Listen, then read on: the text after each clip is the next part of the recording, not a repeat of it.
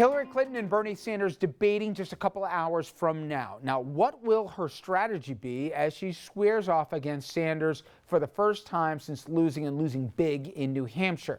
Well, ABC News political analyst Matthew Dowd had this advice for Hillary. What I would do if I were her is prosecute the case directly against Bernie Sanders. I would ignore the moderators and basically say in a calm, cool, strong way, prosecute the case saying the only person on this stage that can actually get anything done is me. Your ideas are great, they're aspirational, but the only person that can get those things done is myself. So to that point here, let's look at the calendar. It could be in Hillary's favor. The Nevada caucus, November 20th, South Carolina, the 27th of this month. And she holds commanding leads in both states, according to the 538 polling average compiled the day of the New Hampshire primaries. So not really taking into context the momentum that Sanders has after that. Yes, there's more minority populations, Richard, in both places. More Latino, obviously, out in Nevada, and African American. In fact, I think it's over 50% registered Democrats in South Carolina are black. But nonetheless, what advice would you give her tonight? Well, I would give her sort of roughly that advice, but I wouldn't call it what he called it. He talked about prosecuting the case against Sanders. No. And then he said he has to make the case that this is about getting things done as much as it is about aspirational goals. That's not an attack on Bernie Sanders. That's an expression of her particular strengths and experiences, and she can do that. I think she has to look relaxed, calm, and confident. I think she has to make a case that's a little harder to make, which is we've got to be realistic in how we go about the politics of 2016. But there's two different ways to say that, Richard, which is for her to basically lay out look at my resume. I've done this. I know what it's like versus, okay, Bernie, you want to have every kid free tuition? How are you going to pay for it? There's a third way, and that is to keep a simple theme, which is that the question before the Democratic Party is who can accomplish these aspirations and who can do so with a Congress that is possibly or even likely going to be of a different party. There's been a feeling reportedly, Andrew, within the Clinton camp, certainly from Bill, and if you believe the rumors from Hillary as well, that they made a big mistake, that they didn't, that they ignored Sanders for too long, and they let him define himself for who he was rather than define him to the public. Do you believe she'll be more aggressive tonight? And would you give that same advice, that it's time to point contrast between the two, and you can't just do that by just patting him on the head and hoping he goes away? I think she will be more aggressive, and I think that's good advice that she would have to follow. I would caution her, though. I would be very careful about the style of attack. I think, and from what I got from voters when I was talking to them in New Hampshire, the attacks from Bill Clinton and from the surrogates worked against her in New Hampshire. Democrats, I don't think, want to see their candidates attacking each other based on anything other than their policy issues. I think they're at their best when they're talking about policies and effectiveness of policies. Her messaging has been off so far in this campaign. We've talked about it on the show. Yeah. Name 3 things that she wants to do as president of the United States.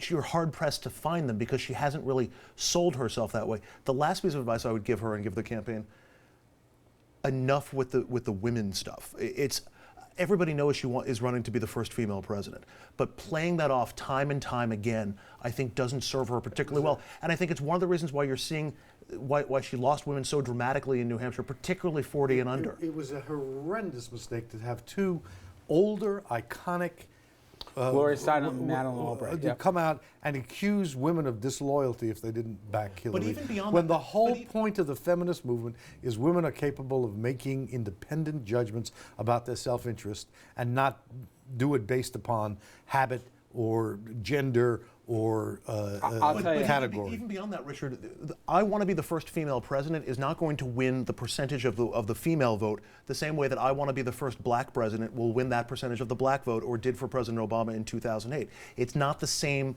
it doesn't have the same effectiveness on identity. Richard, where do Republicans think, forget about Bernie Sanders, that Hillary's biggest glass chin might be? We know it's not if, but when. Clinton herself is going to try and get out in front of these transcripts, the speeches that she gave to Wall Street firms before she was candidate Clinton. That one said she sounded like a director from Goldman Sachs in one of them, versus the drip, drip, drip with this email with the emails relating to her time at the state. Where do they think she's got a bigger problem? The biggest problem is trust.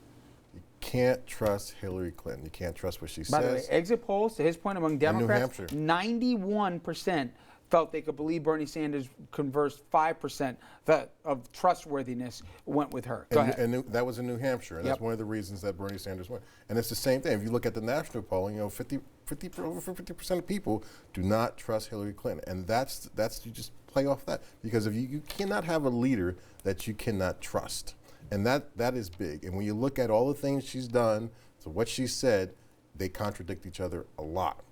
And in terms of this debate that's happening today, look, to your point, she's got to own it. She's got to say, listen, I have the experience. I'm the best person for this. I've done this. I have national security. Foreign policy experience. I've done. I've been in the trenches. I've done things. I've been in the White House. Yep. I've been part of stuff, and she's got to own this stuff. Yeah, I find it interesting. Bernie Sanders yesterday said that he took issue with some of the actions that our current president has had as it relates to immigration.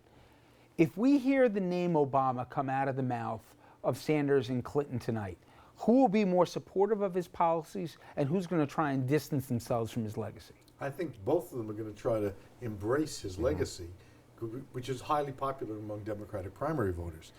But what Sanders was doing was appealing to the Latino and the black, especially Latino community, where he's weak. I don't think that works. I think Latino voters and black voters in the end are going to be as careful and considerational as white voters are. And I don't think this is not the Republican Party. And you've got to find ways to appeal to He people. certainly, after what we saw yesterday with him, as we're showing there at Sylvia's in Harlem, where Bernie Sanders and Reverend Sharpton got together. We understand now, Andrew was telling me just before the show, that Sanders now has an ad that has Garner's daughter, Eric Garner's daughter, obviously he of Staten Island, that we all remember from that chokehold. So Sanders, whether he may or may not have believed in the beginning, he clearly believes he can win this. She's got the black congressional caucus today. It's a big move. What was interesting, though, is that one member of the caucus didn't endorse. Representative Clyde, the senior member, the black member from both South Carolina and in the House delegation. I think what he does in this will eventually be a very powerful move towards Sanders, or more likely, a way to reassure black voters in South Carolina. We will, and I got to hit a break here. We're going to see, but on the other side of the aisle, the always entertaining Donald Trump. Now, if you thought the presidential campaign was already nasty, especially on the Republican side, you haven't seen anything yet. The race heading to South Carolina, and if history serves as a guide, it will get very nasty down south. Stay with us. We'll be right back.